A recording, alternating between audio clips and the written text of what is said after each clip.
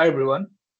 Today I'll be presenting a paper named One Protein is All You Need, published in iClear 2026. This paper focuses on improving protein language models by introducing a method called protein test time training or protein TTT. The key idea is to allow the models to adapt to each protein at inference time instead of using fixed parameters. Let's dive into it. So let's start with the problem first. Protein language models are typically trained on large datasets and then used as is during inference. This means the model uses a single set of parameters for all the proteins. However, proteins are highly diverse, and treating all proteins the same during inference can limit performance. So, the main issue is that there is no mechanism to adapt the model to a specific protein or a set of proteins. Here is just an example how our idea will work better than the usual models like ESM fold and ESM fold versus ESM fold plus protein TTT. We will discuss this in the later part. Let's discuss the limitation of the current methods. One important limitation is that test proteins can be different from the training distribution. In such cases, the model may struggle and performance will drop. This is especially true for rare or unseen proteins.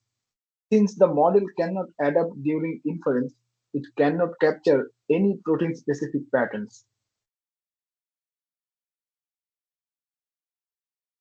Related work and the background. Now let's briefly look at how current models are trained. Typically, we first pre-train the backbone model and then fine-tune it for downstream tasks. At test time, the final model is fixed. This is sometimes described as Y-shaped learning paradigm, where the model splits into different tasks after pre-training. In the figure, as you can see, X is the model tokens and F is a neural network like ASN2.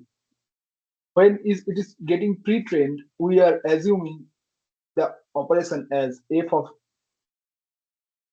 g of f, and when it is getting fine-tuned, we are assuming the operation as h of f. One thing to remember is that the pre-training happens before fine-tuning. That means the pre-trained model is reused for fine-tuning. And at the time of test or inference, the h of f, that is the final model, is kept fixed. Another part, while the objective of fine-tuning h of f is determined by the downstream application, that means we can change the fine-tuning architecture based on the downstream application. The choice of pre-training objective for g of f is less straightforward. Why? Because we don't know what kind of inference is coming to us. So what's the solution then? Well, there is one technique called mask modeling, which optimizes the model weights to reconstruct the missing protein parts. It has some proven success in structure and function prediction, protein design, etc. Well, how does it work? Basically, it hides or masks a part of protein sequence and forces the model to predict that part. Then, eventually, it leads to a stage called model customization. Several studies have shown that the machine learning models for protein benefit from being fine-tuned on protein-specific or protein family-specific data. But the problem is that collecting those protein-specific data or protein family-specific data is not very easy, it's challenging. Then what's the solution?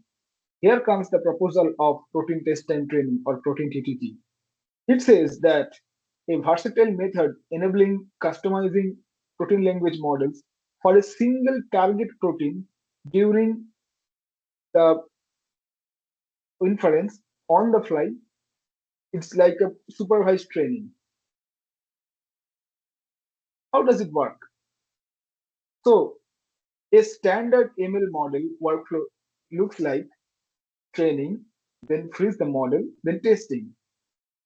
The proposed idea is training, then adapt the model, and then predict or inference.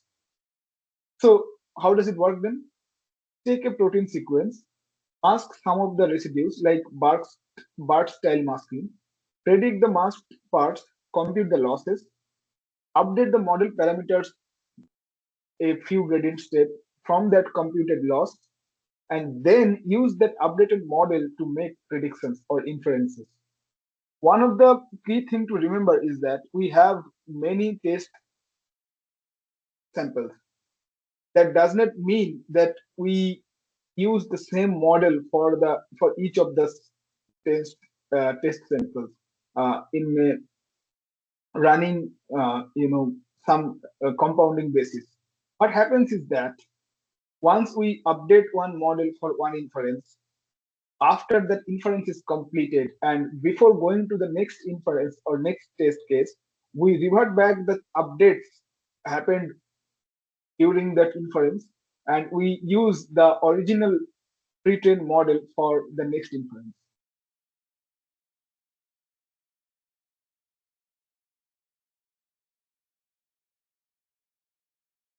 This figure shows the overall pipeline for protein TTT. It has two different parts, as we have discussed, customization and inference. So let's say there is one protein sequence that has been given. First, it will mask that sequence for some of its parts, and it will try to predict those masked parts. And in order to make that prediction, it will adjust itself. After it is done, then it will make the inference. This is the second step, and the inference can be structure prediction or maybe fitness prediction or function prediction.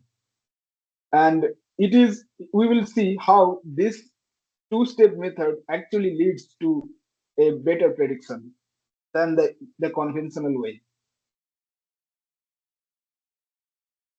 Now let's discuss why protein TTT solves the problem. Well, first, the model is no longer fixed. It is very flexible. It can adapt its parameter uh, for each protein. Secondly, the method uses a self-supervised learning from the same sequence. That means it does not need any label. Third, it avoids need for collecting a huge protein-specific dataset. Overall, this allows the model to do better, capture the sequence-specific patterns, and reduces the mismatch between the training and test data.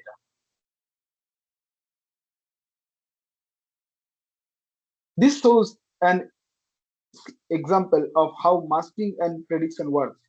This model hides the part of the sequence and then learn to reconstruct them, which helps it to understand and restructure the protein.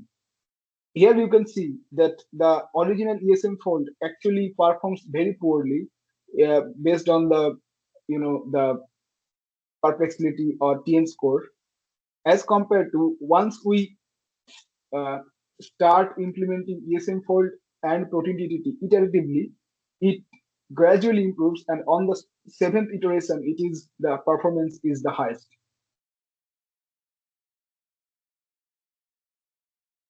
Now let's look at some of the experimental results. First, the protein structure prediction. We see that the method improves performance compared to all the baselines, and the experiment has been done on the Cameo dataset.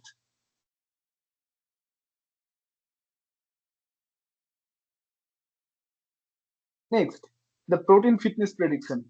Similar improvement has been observed. It has better performance compared to the baseline. Third, protein function prediction.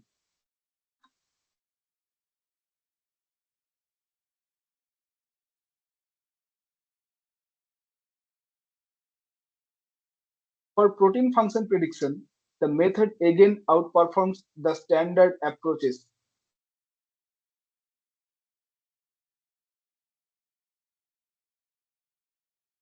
Now we can say that across all these tasks, the key observation is that adapting the model at least test time leads to better results.